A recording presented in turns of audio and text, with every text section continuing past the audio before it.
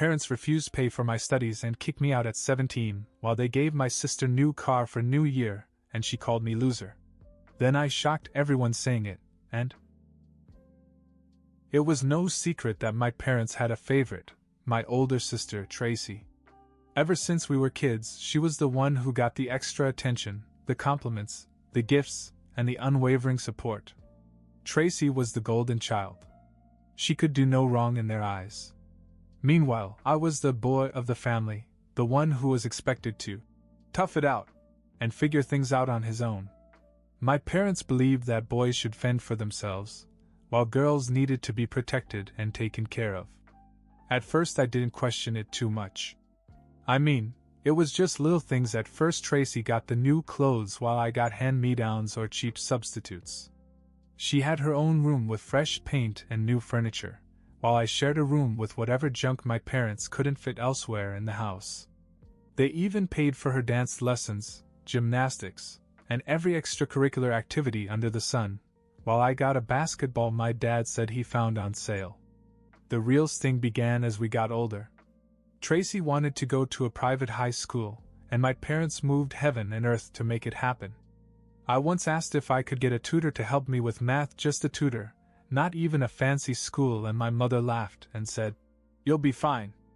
You're a boy, and boys are good at math anyway." Spoiler, I was not good at math.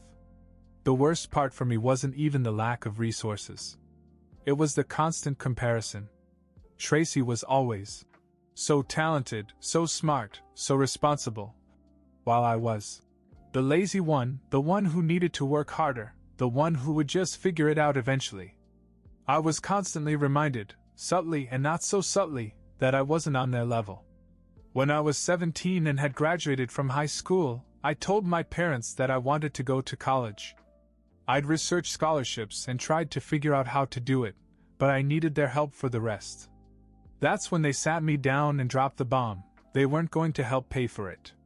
They said it wasn't because they couldn't afford it, they could. It was because you're a boy, and boys are supposed to stand on their own 2 feet. Then my mom added, "Besides, we've decided to focus on helping Tracy.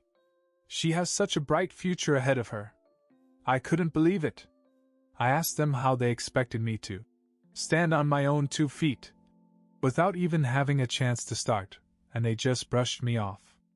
My dad said something about how he started working full-time when he was 18 and that it built character. My mom chimed in, saying I needed to learn how to be a man, and that college wasn't the only way to succeed. Then Tracy, sitting at the kitchen table painting her nails, gave me this smug smile and said, "I guess this means I finally get the room to myself. I've been waiting forever." It was like a punch in the gut. She didn't even try to hide how excited she was. My parents didn't say a word to stop her or defend me. In fact, they seemed to agree with her. My mom even said, "Well, it'll be nice for her to have some space for all her stuff." Like I was just a placeholder taking up space in their house. I knew then that staying wasn't an option. The idea of spending another day in that house, watching Tracy get treated like royalty while I was told to figure it out, made me sick. So I packed a bag that night. I had no plan, but I knew I wasn't welcome there anymore. I had a friend, Jason, with whom I'd been close for years. His family wasn't rich by any means, but they were good people, kind and supportive in a way that my family never was. When I told him what had happened, he said I could crash on their couch for as long as I needed. I don't know what I would have done without him and his parents. That first night away was rough, though. I lay on their couch, staring at the ceiling, trying to process what had just happened. My own parents had basically told me that I wasn't worth their time or money. They didn't care if I had a future. All they cared about was Tracy. The next morning I decided I wasn't going to waste any time feeling sorry for myself. I had to get a job, save up, and make something of myself without them. If they didn't want to be a part of my life, fine. I would prove that I didn't need them. Still, it hurt like hell to be thrown out like that. And Tracy's words, that smug, self-satisfied tone. I finally get the room to myself. Stayed with me like a splinter under my skin. I couldn't shake it. Living with Jason and his family was a lifeline, but I didn't want to overstay my welcome. Within a week, I found a job bussing tables at a diner a few miles away. It wasn't glamorous, and the pay wasn't great, but it was something. I worked double shifts when I could, saving every dollar I didn't need for food or gas. Jason's dad let me borrow their old bike to get around until I could afford a cheap car. At first, I told myself this was temporary, just until I could save enough to figure out my next steps. But as the months went by, it became clear that figuring it out wasn't going to be as easy as I'd hoped. College was completely off the table unless I could secure a full scholarship, and with my grades, that wasn't going to happen. Still, I didn't let it get me down. I threw myself into work, picking up shifts at a second job cleaning offices at night. It was exhausting, but every paycheck reminded me that I was surviving on my own, something my parents never thought I could do. Meanwhile, Tracy was thriving, or so she wanted everyone to think. I'd blocked her on social media, but mutual friends couldn't stop talking about her life. She was attending a private college, fully paid for by my parents, of course. They even helped her rent an off-campus apartment because dorm life wasn't her style. The bitterness I felt wasn't just jealousy, it was the complete unfairness of it all. I didn't hate Tracy, not completely, but the way she flaunted her privilege and acted so entitled made my blood boil. It was as if she enjoyed the fact that I'd been cast aside so she could have everything. By the time winter rolled around, I'd settled into a routine. Work, eat, sleep, repeat. It wasn't much of a life, but it was mine. Jason's family invited me to spend Christmas with them, and it was the first time in years that I felt truly included. I didn't even think about my own family until New Year's Eve. That morning I got a text message from my mom. It was the first I'd heard from her since I'd left. "Come home for New Year's. Tracy has a surprise. It'll be good to see you." I stared at the message for a long time. Part of me wanted to ignore it, but another part, perhaps out of morbid curiosity, wanted to see what this surprise was. Against my better judgment, I decided to go. I told myself it would be closure, one last chance to see if they even cared. But deep down I knew it wasn't going to end well. I arrived at my parents' house just before dinner. It felt surreal walking up to the door, like I was stepping into a life I no longer belonged to. Nothing had changed, the same perfectly trimmed hedges, the same wreath on the door, but I felt like a stranger. My mother opened the door, and for a moment I thought maybe she'd missed me. But instead of a warm greeting, she just smiled politely and said, "Oh, good, you made it. Tracy will be so excited." Tracy wasn't excited. She was grinning as I walked into the living room, lounging on the couch like she owned the place. "Wow, you actually showed up," she said. "Guess you had nothing better to do." I bit my tongue and sat down, trying not to let her get under my skin. My dad was in the kitchen setting up for dinner, and he barely acknowledged me. The whole thing felt forced, like they were checking off some obligation. After dinner, my mom announced, "Okay, everybody, let's go out to the driveway. Tracy has something to show us." She was practically glowing with excitement, and Tracy had this smug look on her face that told me exactly what was coming. We all stepped outside, and there it was, a brand new car parked in the driveway, wrapped in a huge red bow. "Happy New Year, Tracy," my dad said, beaming as he handed her the keys. "We wanted to make sure you started the year off right." Tracy squealed and ran to the car, gushing about how she totally didn't expect this, and how it was just perfect. She made sure to mention the leather seats and the custom interior, as if we couldn't see it already. I just stood there staring at the car. My parents were grinning like they just won the lottery, and Tracy looked like she'd never been happier. The whole scene was disgusting. Then Tracy turned to me and said, "What do you think, little brother? I guess hard work really does pay off, huh?" That was it. I couldn't keep quiet anymore. I felt something snap inside of me. All the bitterness, resentment, and frustration I'd been holding in for months surfaced. I looked at Tracy, then at my parents, and said, "You know what? You're right. Hard work does pay off, but I wouldn't know because I was too busy trying to survive while you handed it to her on a silver platter. The smile on my mom's face faded, and my dad looked like he didn't quite understand what was happening. Tracy, of course, just rolled her eyes. "Oh, here we go," she said. "The sob story about how you had it so rough. Get over it. Life isn't fair." I laughed, but there was no humor in it. "Life isn't fair? You've had everything handed to you since we were kids.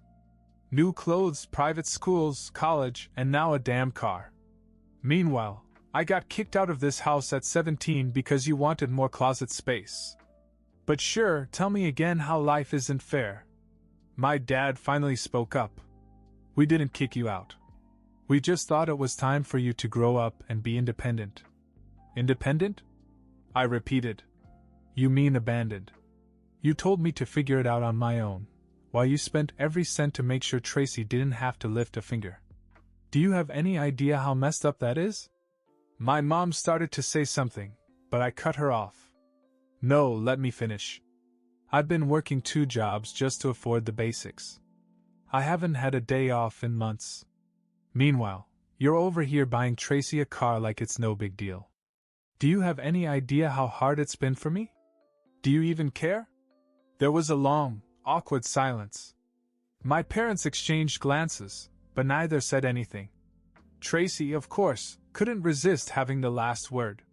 "Maybe they'd help you if you weren't such a failure," she said with a shrug. "Just saying." That's when I dropped the bomb. I looked at Tracy, and a cold calm came over me. If they thought I was a failure, I was about to show them how wrong they were. "You think I'm a failure?" I said, locking eyes with her. "Well, let me tell you something." I paused, letting the tension build. "I worked my ass off, not just to survive, but to get ahead.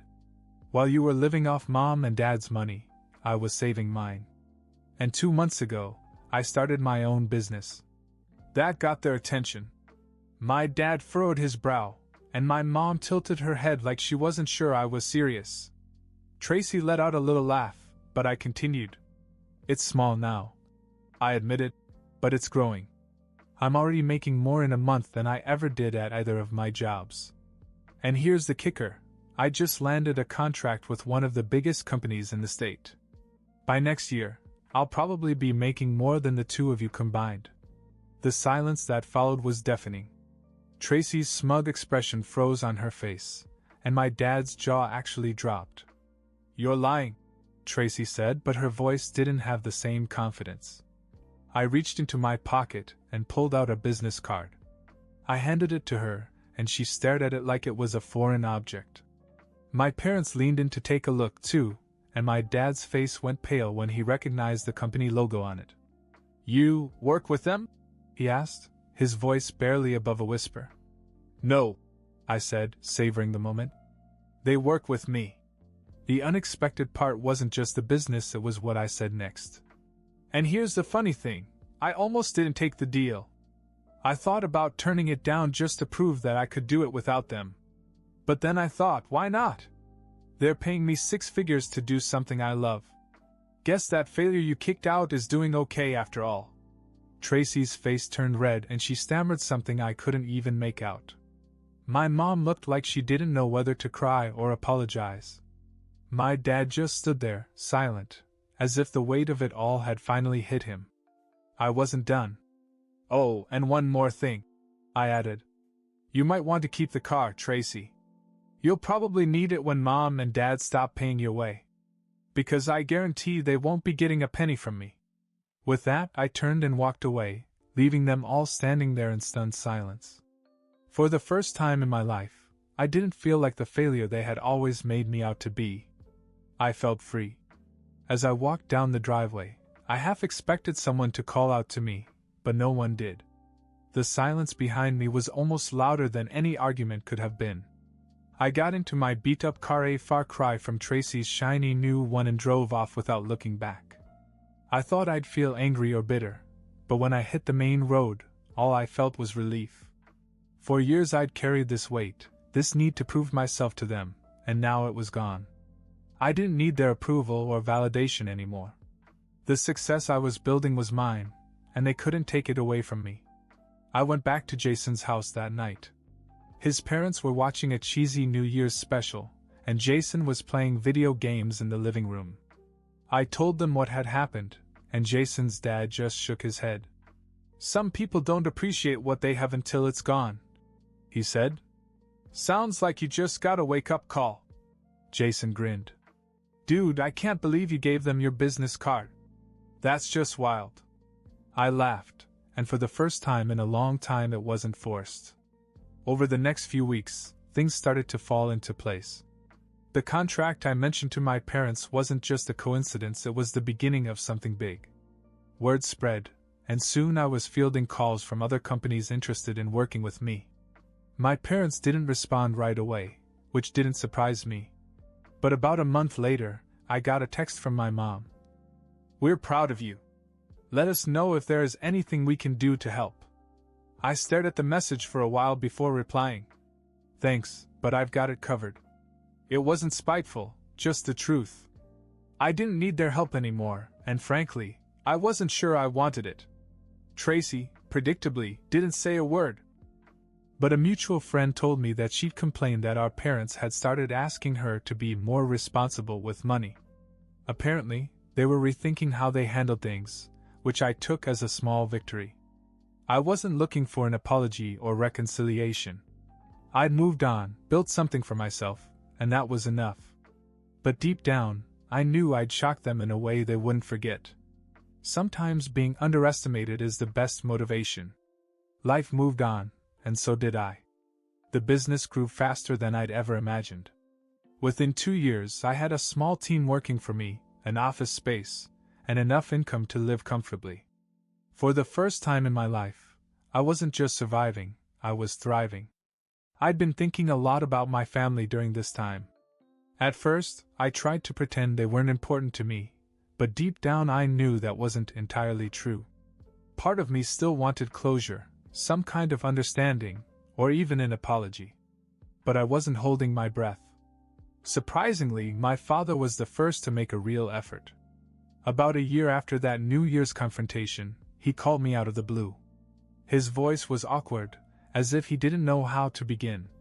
"I just wanted to check in," he said. "See how you're doing." I could tell it wasn't easy for him, and while I wasn't ready to forgive everything, I decided to give him a chance. We talked for a while, mostly about work and life. He didn't bring up the past, but before he hung up, he said something that stayed with me. "You did good, son. Better than I ever imagined." It wasn't a full apology, but it was something. Over time, he and I rebuilt a relationship of sorts. It wasn't perfect, but it was better than nothing. My mom was slower to come around. She sent the occasional text, usually asking when I was coming to visit, but it felt more like guilt than genuine interest. As for Tracy, she remained distant. From what I heard through mutual friends, her perfect world was beginning to unravel. After college, she struggled to hold down a job, and when my parents finally cut back their financial support, she wasn't prepared. Part of me wanted to feel sorry for her, but another part couldn't forget how she treated me. The big surprise came 2 years later. My parents were selling the house, the same house they'd kicked me out of when I was 17. They invited me to come and say goodbye, as if it had some sentimental value to me. At first I wasn't interested, but Jason convinced me to go. When I got there, the place felt smaller than I remembered. The memories weren't as sharp, and the resentment I'd carried for so long had faded. My parents gave me a tour, pointing out little updates they'd made over the years. It was awkward, but strangely peaceful. As we sat in the empty living room, my father surprised me by handing me an envelope. "What's this?" I asked. He hesitated. "It's something we should have done a long time ago. We've been putting money aside, and we want you to have it. Call it an apology if you like." Inside was a check. A big one. Enough to pay for college several times over. I stared at it, not sure how to feel.